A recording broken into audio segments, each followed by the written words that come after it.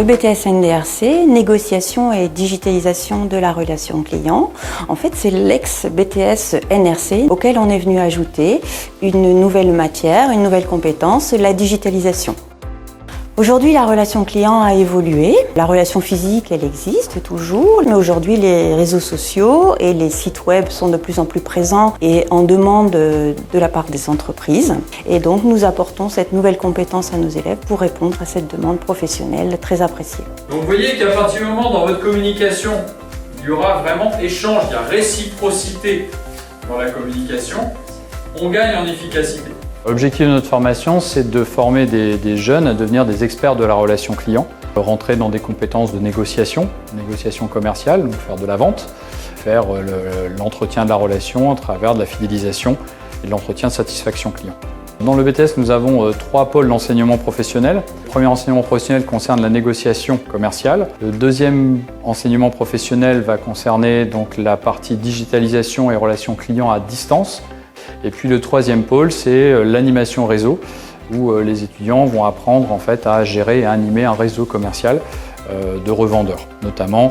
Et dans ce pôle va s'intégrer donc la nouveauté qui est l'apprentissage de la vente en réunion.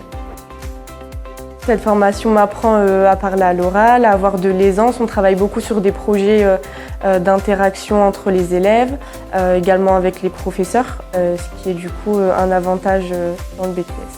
Ce qui me plaît, c'est d'avoir un certain rapport du coup, avec le client, notamment dans le côté digital.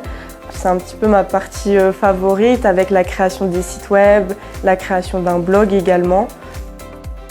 Pour réussir sur ce BTS, il faut avoir déjà effectivement une appétence pour la communication.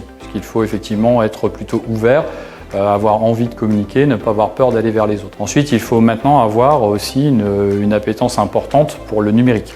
Dans la formation, ils doivent acquérir des compétences. Et la compétence s'acquiert en posture de travail. Et donc cette posture de travail, ils l'obtiennent en étant en présence en entreprise et que la présence en entreprise est assurée par 16 semaines dans le cadre des 2 années de BTS et que c'est sur ces 16 semaines que se construit leur compétence et qui va être validée ensuite à l'examen. Nous, on leur apporte des outils et dans le cadre du stage, ils peuvent les mettre en pratique. Et donc on voit là effectivement évoluer fortement les étudiants suite au retour de stage. Donc un étudiant qui sort de BTS a 2 possibilités. La première, c'est celle d'intégrer le monde du travail. Et ça se passe toujours très bien. Ils sont très appréciés puisque les compétences les mettent bien en valeur. Et puis bien sûr, la poursuite d'études qui est aussi une tendance très forte chez nos étudiants.